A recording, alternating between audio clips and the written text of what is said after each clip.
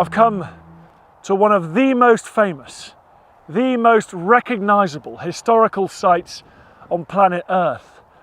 But for all its fame, it remains a deeply mysterious place, an enigma. We know virtually nothing about who built it or why. Stonehenge.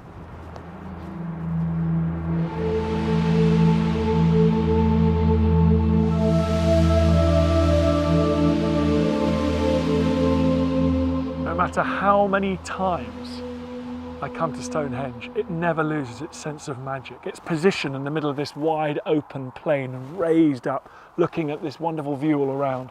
And then of course the stones themselves, which have remained upright since they were erected by our Stone Age ancestors over 4,000 years ago. It's a place to come and think about the passing of time, how small and irrelevant our little lives are compared to the generations that these stones have seen. And then of course you just marvel at the construction. It all began around 3000 BC with the ditch and the mound out there, you can just see it there. And then at about 2500 BC they added these blue stones. Now what's amazing about these is that these heavy stones, each weighing more than a ton, were brought not from nearby, but from South Wales. They've identified the quarries in South Wales where these were from. And that was done in the Stone Age with no wheels, no axles, no metal tools. The countryside would have been wooded, and they still don't really know how they achieved that. And then from 2500 BC onwards, you start to get development of this site for about 500 years. So they rearrange the blue stones, and then they add these giant sarsens. And these sarsens were put in a huge circle. The blue stones were then rearranged in a circle, and with an inner circle, an outer circle there. And you've got these great big pillars here, and you've got lintels up there. Now these work exactly like Lego. You have a little knob on top of all of these standing up stones, and then the lintel slots onto that, holding it in place. Where these huge stones came from has long been a mystery, but now we know, thanks to some brand new research. In the 1950s, rock samples were taken from deep inside one of the sarsen stones as part of conservation work. The samples then disappeared. But recently, one of those cores was found in America and returned to the UK. By analysing the rock, researchers have discovered that they came from an area in the Marlborough Downs called the West Woods.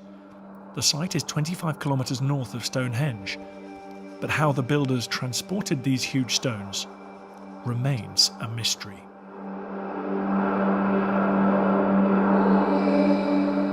It's a place of such power now, even though we're used to huge structures and grand vistas. Can you imagine 2,500 years BC? This would have been jaw-dropping. Much of Britain was covered by a vast forest, but this part of Salisbury Plain was clear of trees. It's still with the chalk soil, so just the setting would have been spectacular. And then you'd have arrived here and you'd have seen a gleaming white monument. Many of these stones have become darker, they've weathered down. They would have been much, much brighter. So you'd have walked up to this beautiful, gleaming set of stones. Even bigger stones forming a structure in the middle, with perhaps that altar stone there as the centerpiece. What's fascinating though is that the more research they do on this site, the more they discover. Recent laser technology has revealed something they never thought was possible. That these lintel stones here on top, those are not just rectangular bricks, just each one moved slightly so you create the impression of a circle. They have actually been rounded off, so they are in fact a circle. That is an extraordinary knowledge of geometry, let alone stonemasonry, for 4,500 years ago.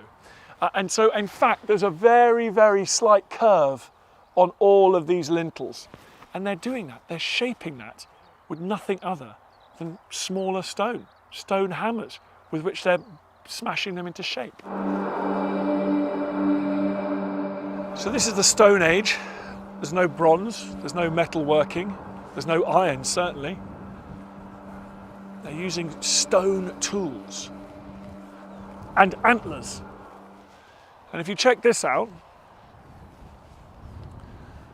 if you look at all the pitting on this sarsen stone here, it looks like weathering, but it's not. These are actually the marks of thousands and thousands of strikes with a stone hammer.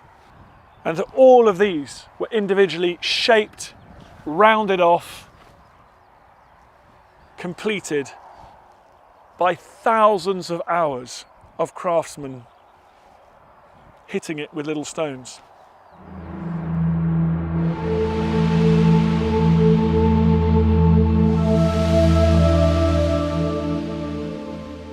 So one other remarkable recent discovery is they've worked out that Stonehenge is actually on a very slight slope. That side, the east side, is lower than up here on the west. But extraordinarily, the builders have accounted for that and levelled it by using slightly shorter stones here and taller stones down there, so that the ring of lintels is dead flat. Now, how they do that without a spirit level, I've got no idea.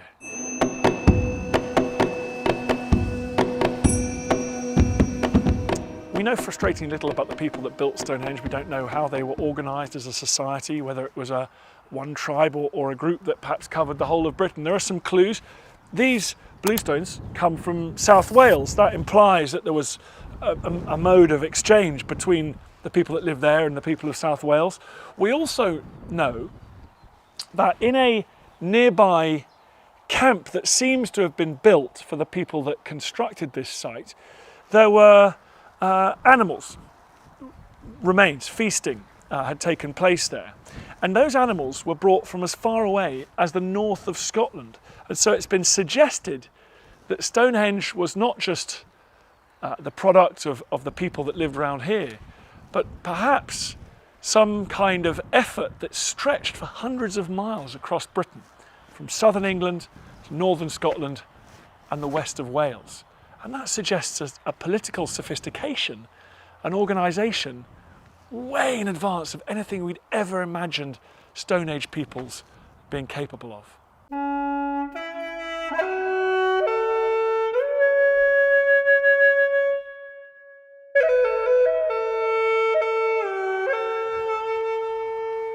Of course, the biggest question of all is, what on earth is this structure doing here?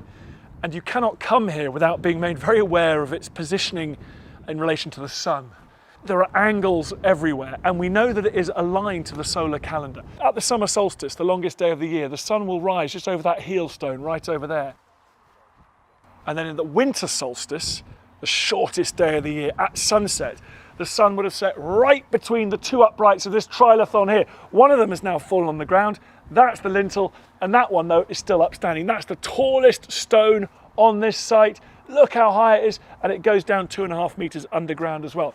So this trilithon would have the sun setting in between it, and that sun would have flashed off this altar stone here, brought here from the wild country of the Brecon Beacons. And the fact that it's off centre, this is the centre of the circle, could possibly mean that the winter solstice was almost more important than the summer solstice. So you'd stand here and watch that sun go down, it would flash off the altar stone, and that would tell you that from henceforth, those days were only be longer, that sun was going to be regaining its power and life was going to return to the fields and the forests of these people's world.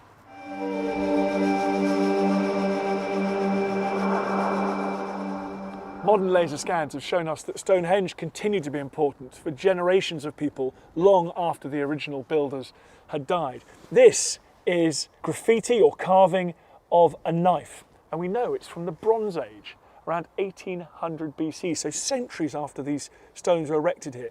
And the laser scan also showed alongside this knife there are dozens of axe heads. So clearly in the Bronze Age it was an important place to come as well, perhaps with a sacred function as well. Above it you get slightly more prosaic graffiti. You've got people who visited in the early modern period, it looks like, but the most famous visitor inscribed his name on a standing stone just over there.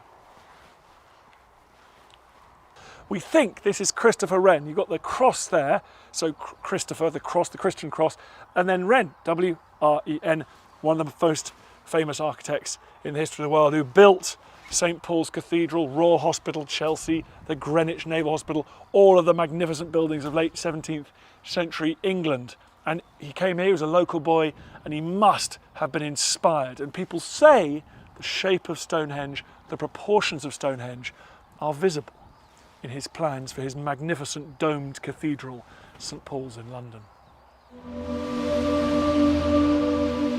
Stonehenge remains a place of inspiration and discovery. To find out about the latest research, I met up with Heather Sabir, a senior curator here at Stonehenge. Heather, presumably what we know about this place is being transformed by the archaeology, the satellite technology, what we're able to tell from this landscape now. Absolutely, particularly over the last 20 years, there's been a lot of research going on, not so much right in here inside the stone circle, but certainly in the landscape. And it almost reflects the development of archaeology as a discipline. You're quite right, the science has moved on so much, and there's different aspects of the science. We can now do so much with geophysical techniques, remote sensing, both from the air and on the ground. And the biological science, if you like, people are examining deposits on pottery and flint and can tell so much more now than we could 20 years ago. Well, because I remember when I started to come here and take an interest in these things, as a kid, there was no talk about the landscape. It was Stonehenge, the circle, this was it. And now, every time you hear about this place, it's very much more, it's part of this extraordinary Neolithic landscape.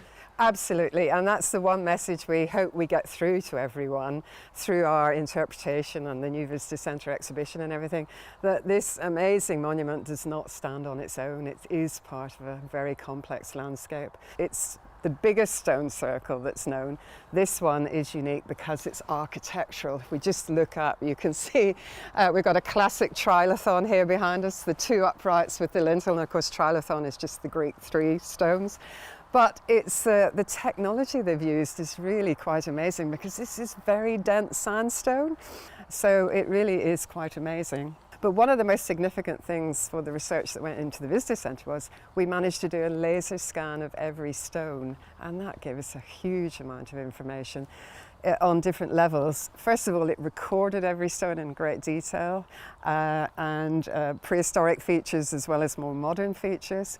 It gave us more information about how it's all put together, and crucially, it confirmed that it is built on a northeast-southwest axis, which is what the solstice alignment is based on. It is just so dizzying, the technology, like the mathematics that they had access to. And but when you think about it, they probably did have people we would call mathematicians, engineers, astronomers, as well as people who were good at farming and growing crops and making lovely decorative things as well. But before I ask about the rest of the landscape, can we just talk about the circles just a little bit more? Has anything ever been found with archaeology in here? Are there graves or deposits within this space? Yes, absolutely, because one of the first things that happens is they enclose the space outside the stone part of the monument with a bank and a ditch. And when that was cut around about 3000 BC, it would have been gleaming white on the landscape. And it has two entrances, again, one to the northeast horizon where the sunrise comes up on midsummer morning, and then one slightly to the northwest. And just inside the bank and ditch is a series of 56 pits that are famously known as the Aubrey holes after the antiquarian Sir John Aubrey who discovered them. And they hold cremation burials. So this site is still the largest cremation cemetery known in Britain. And after excavations in the 1900s on one of the Aubrey holes, the finds were all sort of dumped back in. But archaeologists re-excavated one of the Aubrey holes, and there's been a lot of work done now on that cremated bone. And because they're prehistoric cremations, there's still quite a lot of bone material that survives, because obviously they wouldn't get the high temperatures that modern cremations would. And so scientists have been able to find out quite a lot just from that one Aubrey hole. There were at least 60 individuals, some men, some women, and a few children. And from isotopic work, which is analysis, further analysis, it looks as if those people may have grown up on a granite soil, which is why there is a thought that they may have been associated with where the bluestones are found in Wales, for example. So, as I say, the science just is fantastic. What can be done today? Wow. I mean, that's what really strikes me about this site, is you get a strong sense there's a British component here as well, and people from all over the Isles bringing animals here, bringing stones, and then perhaps bringing themselves as well. And the other thing is, we know nobody was living here, so it's definitely, whatever you like to call it, a spiritual site, a temple, somewhere where people are gathering. And because of the shape of it, we're still not quite sure, you know, what actually went on here, whether there were rituals, whether most people were outside. If you think of a modern day cathedral, it's all divided up into different areas. You know, some people might have been in, whether it was more important to be inside than outside. You know, these are intangible things we'll never know, but we can just, you know, use our own belief systems, I suppose, to try and guess at what they were doing.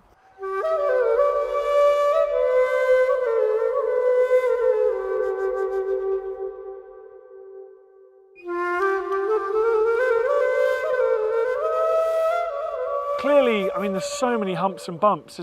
It feels like a very active prehistoric landscape. It is. It's full of archaeology, which is another reason why it was became a World Heritage Site. And up on the ridge here, you can see a Bronze Age barrow cemetery. So these people came after the main period of the stone monument was in use.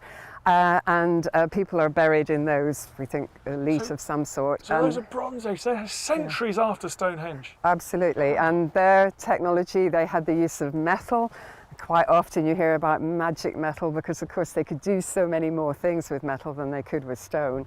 And so the axe becomes a symbol of the Bronze Age, almost like currency as well as being useful tools. And there are axes inscribed on the stones. You can't see most of them with the naked eye, but through our laser scan we discovered there's over 100 of them. So Bronze Age people were coming and making their mark as well. And the burials are almost on a 360 around the stone circle, and almost as if they're looking into Stonehenge. So perhaps at the time of Stonehenge people were looking out, but certainly in the Bronze Age we think people may have been looking in.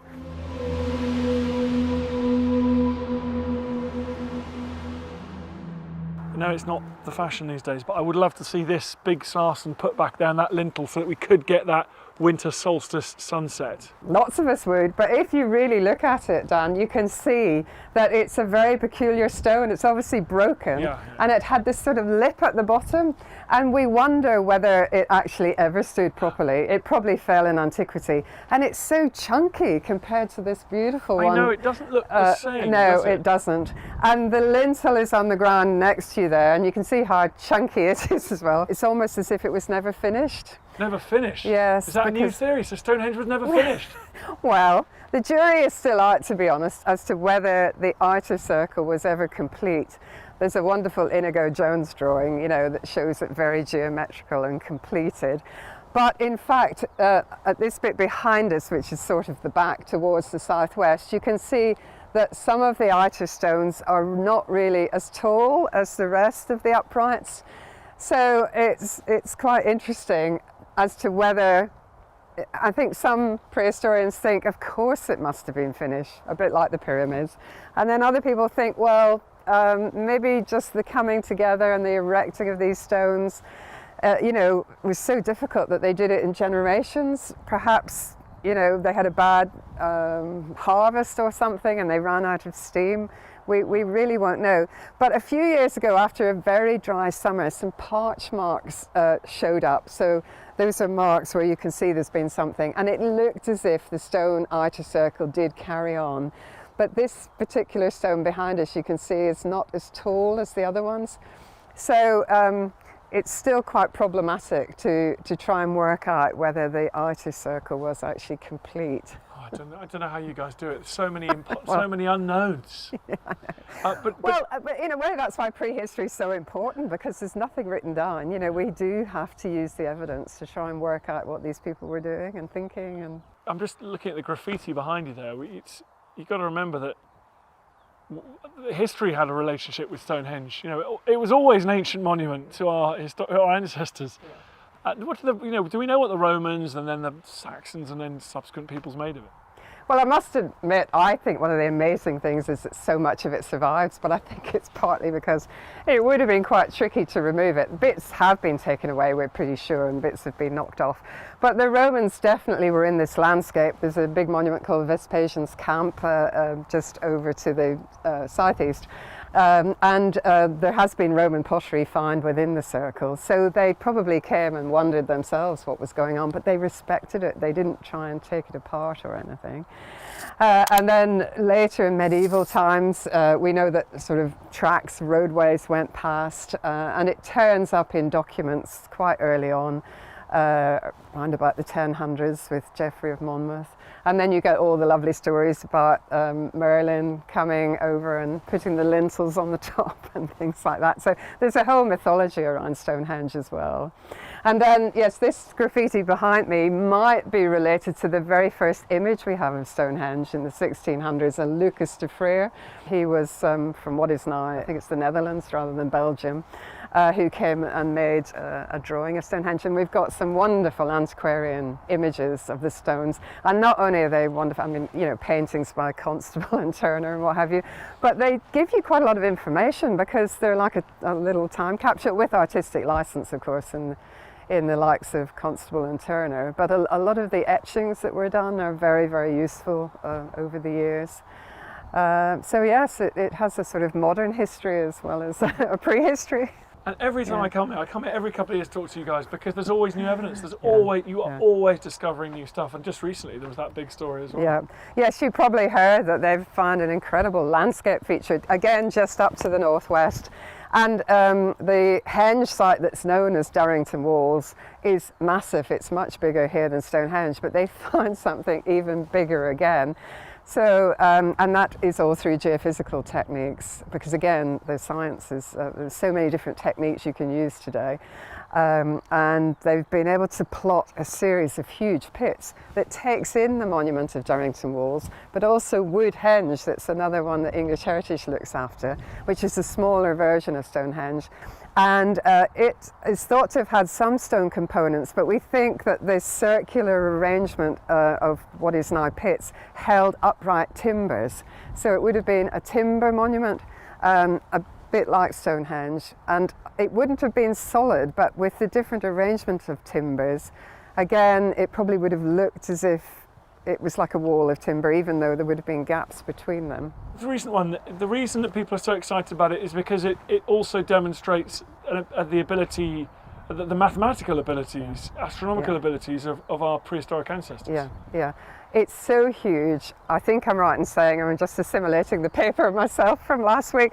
It's so huge, I think they feel that they must have had some way of measuring distance. But when you think about it, you know, I'm quite good at pacing out what is now called a metre, you know. So, and you know, people in the 1960s talked about the megalithic yard and all of that. So, and again, they were just as clever as us. So it's quite feasible that they had some form of counting system and, you know, equivalent of surveyors or whatever, but it still is quite massive, and I, you know. What form would that site have? Is it like the Woodhenge? There would have just been very spread out, but just no, monumental stones or wood? Pits, shafts, whatever you like to call them. I think I'm right in saying they are absolutely massive.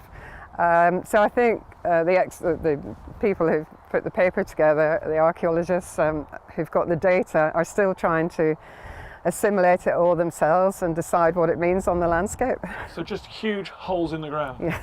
Yes, but must have had some meaning because the effort it would have taken to dig them. I don't know if you know, at the site of Avebury there's a famous picture of the ditch, which is absolutely ginormous. There's sort of like 3 layers of people standing on different terraces, and it's on the scale of that, you know. And of course they didn't have mechanical diggers, they were digging with antler picks.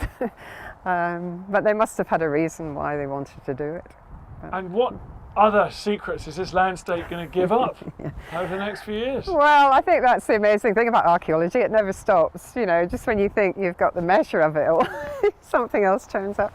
And again, that is down to the science and being able to do, we can do so much more today that doesn't need excavation. We don't have to go into the ground. You know, we can do remote work now and landscape work without actually excavating.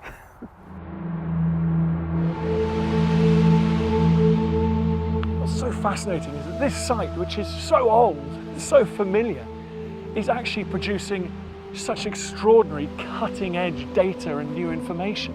New technology is allowing us to tell the story, to reveal the story of Stonehenge that was totally obscure to previous generations. The story of this place is by no means finished.